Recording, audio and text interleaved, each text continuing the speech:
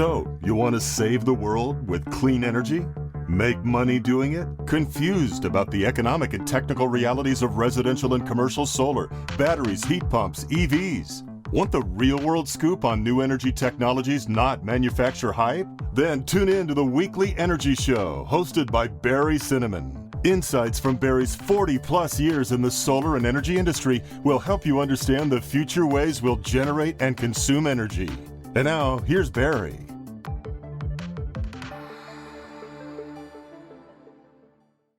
Welcome to this week's Energy Show.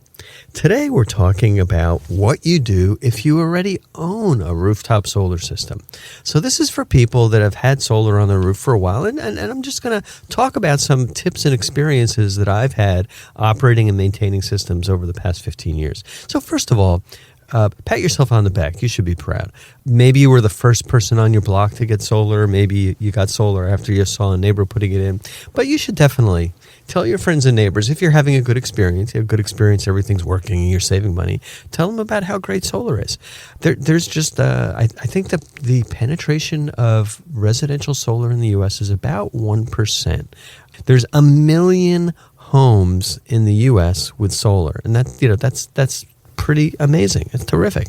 And, almost everybody is saving money. There's almost no excuse not to be saving money with solar on your roof unless you made a mistake and you really, really overpaid for the system. But that won't happen if you shop around.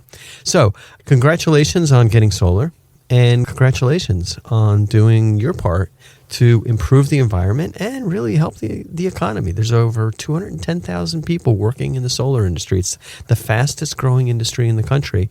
And, as I mentioned, 1% penetration, only 1 million homes. We got a lot of rooftops to cover with solar, so lots and lots of growth.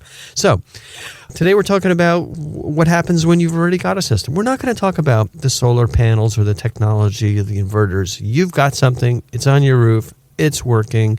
If you have any questions, issues, you'll have a local installer or a national installer who's going to support you and support that system for the long haul. And these systems are really designed for that long haul. They're designed to work for 25 years. The solar panels themselves, every single one on the market, has a 25-year warranty. There's no moving parts. It's not like something has to be fixed, not something that's going to wear out. The electronics on the systems are usually guaranteed for 10 to 25 years.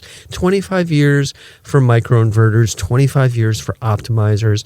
Those inverters, if you may have one on the side of your house that convert from DC to AC, they're typically warranted, guaranteed to operate for 10 or 15 years.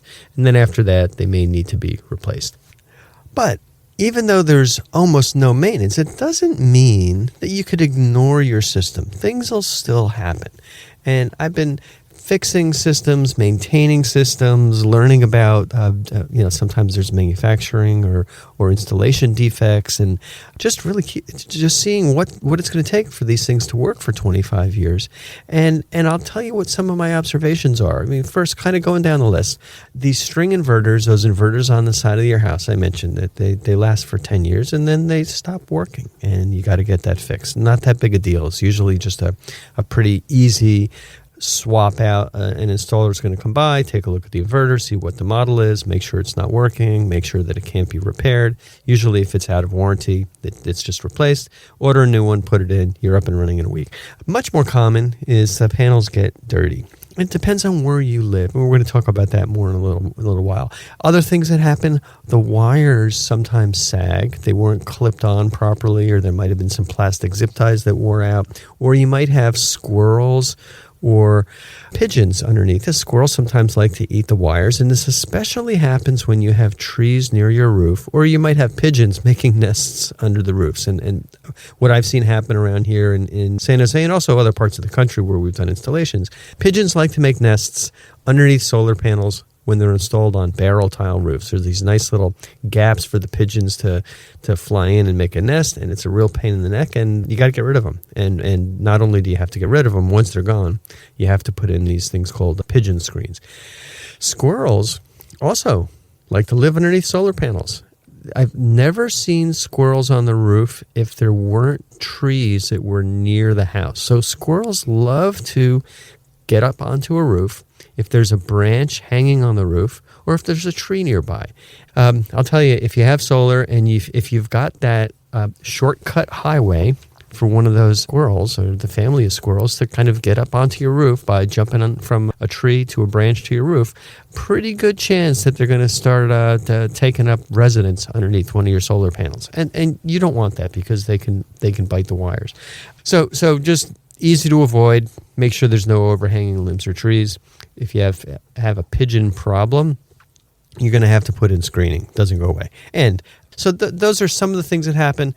But you know what's kind of interesting? And the most common service call in the rooftop solar industry relates to the monitoring on your system. So the monitoring fails temporarily, almost always. There's an internet interruption. There might be some interference with some of the electronics in the house. Your ISP may drop out for a while. You may change modem, cable to DSL providers. And the monitoring drops out, and then suddenly there's this issue with that your solar system's not working. I can almost guarantee 99.9% of the time the solar system is working just fine, 100% fine. It's just that the monitoring doesn't know it's working, and then it just sends out a message that hey, I got a problem. So we can talk about that more in a minute. But the main things that I want to focus on are really the tips for things that you want to do every month or so. Just kind of keep an eye on it. It's kind of like the maintenance you do on your car. You just make sure that there's none of those idiot lights going on and make sure the tires are topped off. Just general tips and procedures. And the goal that we're going to talk about is for you to achieve your maximum net savings. And when I talk about that, that's the savings you get from generating your own electricity minus some of the maintenance costs. So I don't want you to do just maintenance for maintenance sake. And here's an example. Here's why. Because we have some customers who really, really like to keep their solar panels clean. And they wash their panels every 4 months. And it's a 2-story roof, a big system. It's $150 for us to send out a trained crew and using safety equipment to wash those panels.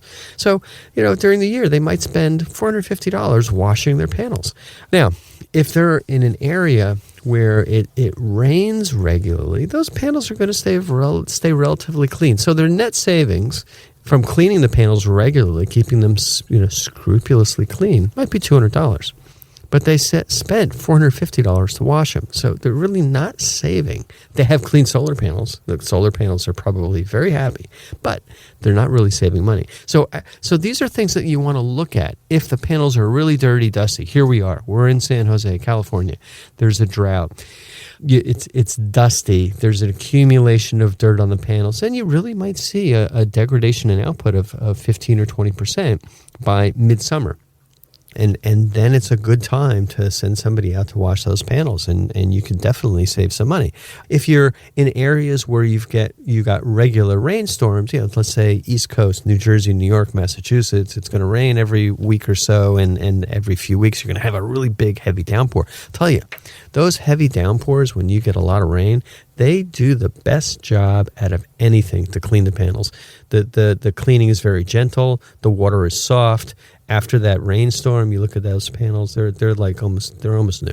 So you don't necessarily need to spend money to wash your panels if it's raining regularly. Okay, so we talked about some of the cleaning and making sure that you've got some of these net savings. Most of the things that you got to do are very easy. Here's the one thing is easy to do is just make sure that there's the green LED, green light on your inverter display. All inverters have it's usually like green, red, or yellow. As long as it's green, you're doing great. You can also just sometimes check to see if the heat sink on top of the inverter is warm. So, on a sunny day, that inverter is going to be cranking along, and there's a little bit of heat dissipated, and these inverters run, I think, at like 96% efficiency. So if they're putting out 5,000 watts, there's 200 watts of heat that's dissipated, and that's going to mean that heat sink's a little warm. You can check, so that should be warm. But look for that green light. Look at the monitoring reports if you have monitoring. Now, most people do have monitoring. They'll have a service, and you'll get a regular email telling you what the output of the system is. You'll get regular reports. Sometimes you might get alerts that there's a problem. Most people don't get the alerts because the monitoring alerts themselves are mostly false alarms. But take a look at those monitoring reports. And if your inverter is more than 10 years old, 10 or 15 years old, it's going to be time to replace it. And you should not be surprised if the red light goes on, or if there's just no lights, no nothing.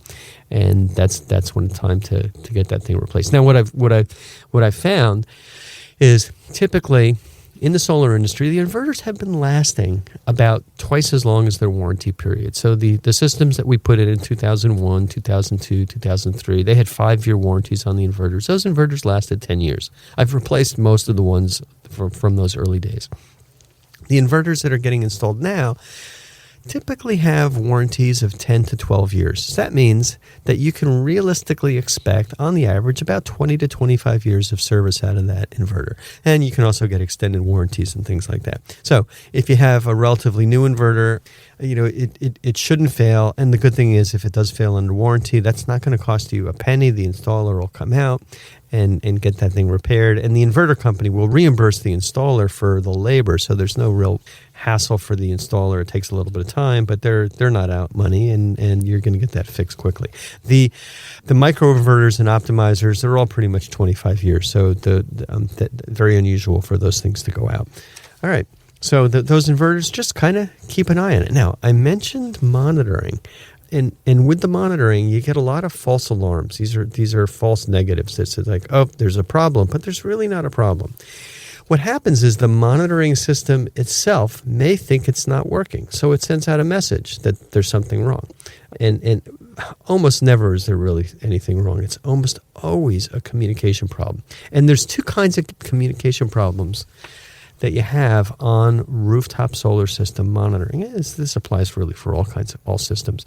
All the systems that we've been installing at Cinnamon Solar going back like to 2009 and most other installers, we're installing systems that have panel-by-panel monitoring, either with microinverters or with optimizers. So we know what's happening with every single panel, but that also means that there's separate monitoring for every single panel. So if the monitoring flakes out on one panel because of some kind of interference in the house, and that's usually temporary. Maybe 4 panels won't be reporting. And the monitoring system's going to say, if the 4 panels aren't reporting, go check into it. Well, I'll tell you, I've seen everything from electric toothbrushes to new fluorescent lights to people changing power strips to making other changes within the house that cause these temporary interference problems. And what installers do, just through experience, is they will look at it and they'll be patient and they'll say, really, if this persists for a few days, then we'll take care of it. But otherwise, it's going to kind of correct itself. So sometimes you have interference between the solar panel itself and your internet gateway, the router, the place where you've got some electronics plugged in. And then sometimes you have a different kind of communication problem. It's a communication problem between your internet gateway, that's what you got all your gadgetry plugged into, and the cable modem or the DSL or your internet connection, your phone service. So those are the two levels of problems between the panels and the gateway, and then between the gateway and the server, the internet service. Now, there's a lot of systems that have been installed more recently that use cellular communication. And that's really nice because you no longer have the issue of, oh, my home router broke, or I changed my internet service provider, or somebody plugged in some gadget in the house that's interfering. The cellular services are typically more reliable, tiny bit more expensive because there's a tiny monthly charge, but that's lumped in, so you really won't see that. I kind of like those because you basically have cut the cord, cut that wire, and that's just one less thing to fail. Now, what happens when you get these false alarms on monitoring is that they almost always self-correct. The interference goes away. You'll go and find out what got unplugged. You might want to move a power strip around or put it back the way the installer had originally installed it, and then the systems are working again. So what most installers do is when, and I suggest you do this too, is if you have a monitoring problem, watch it for a few days. Don't run up the flagpole and say, hey, there's this big problem. Just watch it for a few days and then also try and figure out what changed. Most commonly what changes is if there's some kind of interference and it doesn't go away, most commonly what changes is there's a gateway box or something plugged into the wall of your house at a certain outlet, electrical outlet, and that gateway was plugged into a different outlet, either an outlet in a different room or into a power strip, then into the outlet. And that kind of sometimes causes that interference. So, but if the problem certainly persists, definitely contact your installer. And you can also usually see if some of the panels are still working, some of the monitoring is still working, pretty assured that the rest of it's working. It's extraordinarily uncommon for 1 out of 20 or 30 panels to really stop working. Extraordinarily uncommon. I think I might have seen it like 4 or 5 times over the past 10 years. So that's just because these things are so reliable.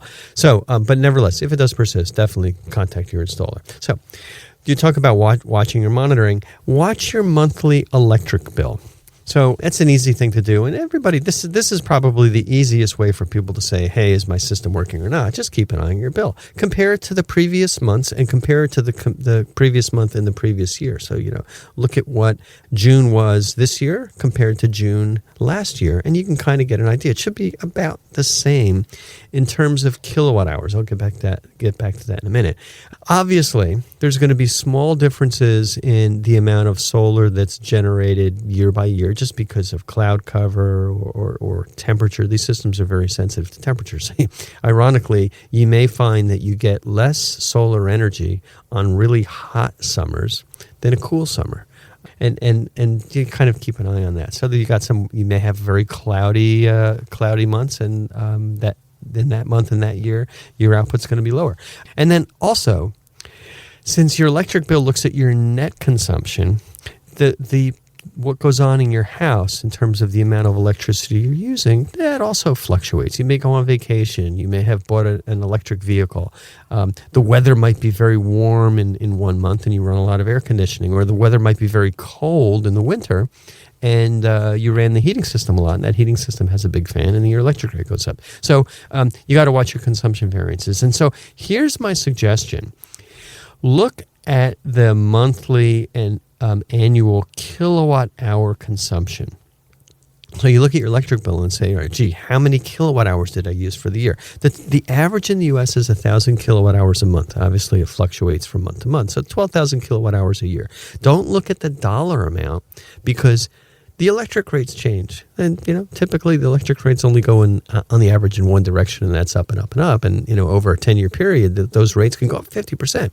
So I've had customers who have said, gee, I had the system and 10 years later and my bill went up by 50%. I'm like, if the system's putting out the same amount of kilowatt hours a year as it was when we installed it, or maybe a tiny bit less, but the electric rate went up by 50%. That's the difference. So always look at the kilowatt hour consumption, not the dollar amount.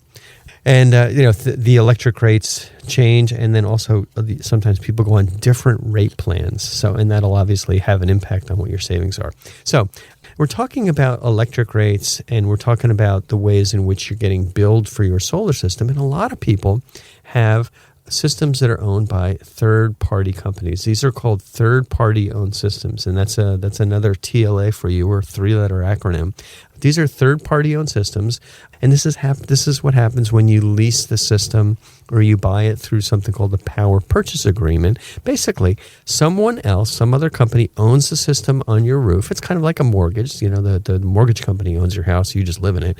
In this case, the third party owns your solar system and operates it, and then bills you on a monthly basis for either kind of the monthly lease payment, or they reimburse you or bill you for the electricity that the system generates. It's great. It's a great business model, whether it's a lease or PPA, because you don't have to pay that upfront $15,000, $10,000, $15,000, $20,000 for the system. And it's also good when you hear the sales pitch, because usually they'll say, or they'll always mention that all the maintenance is included. Now, the thing to keep in mind is there's almost no maintenance, and that's kind of the topic of this show today.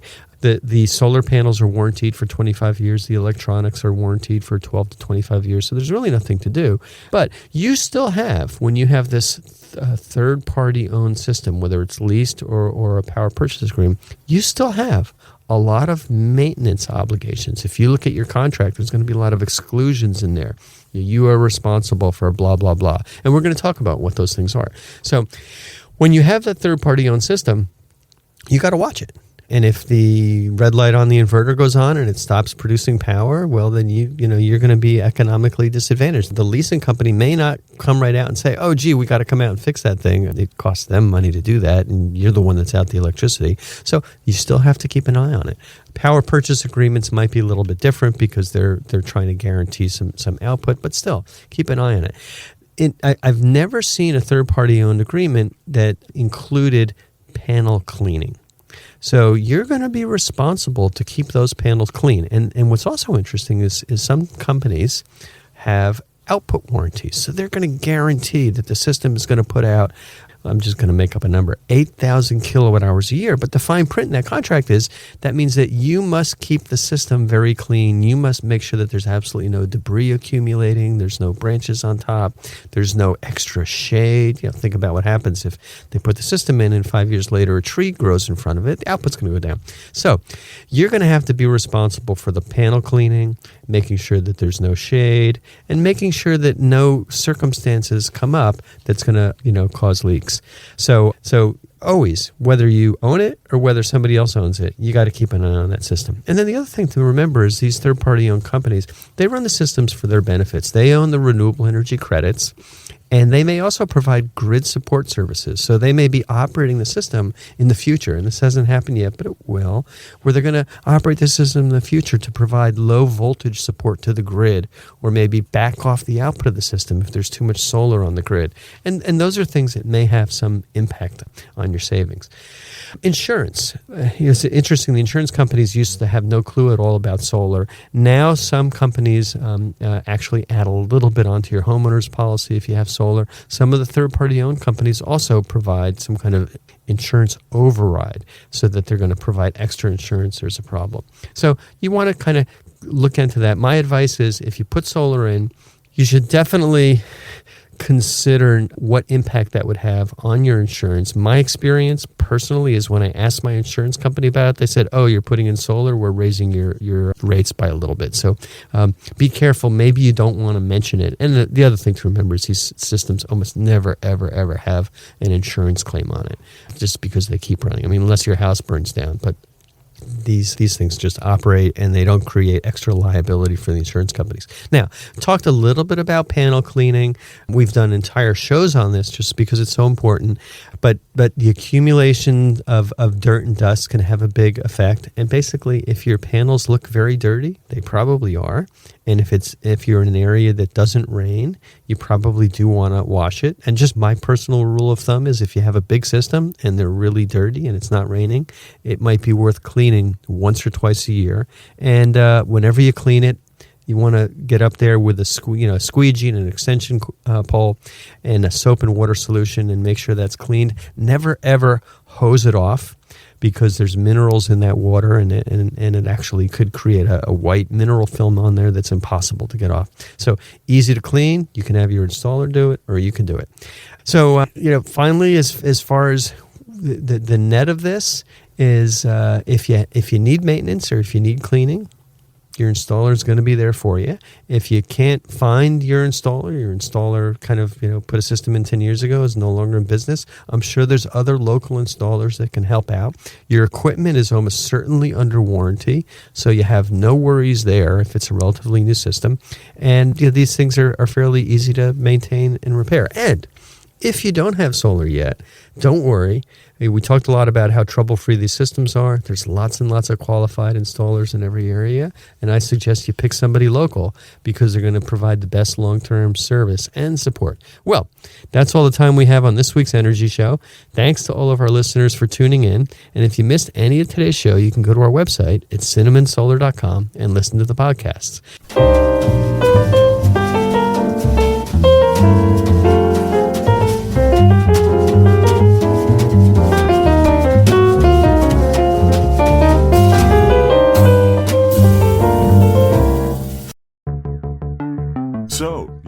save the world with clean energy? Make money doing it? Confused about the economic and technical realities of residential and commercial solar, batteries, heat pumps, EVs? Want the real-world scoop on new energy technologies, not manufacturer hype? Then tune in to the Weekly Energy Show, hosted by Barry Cinnamon. Insights from Barry's 40-plus years in the solar and energy industry will help you understand the future ways we'll generate and consume energy. And now, here's Barry.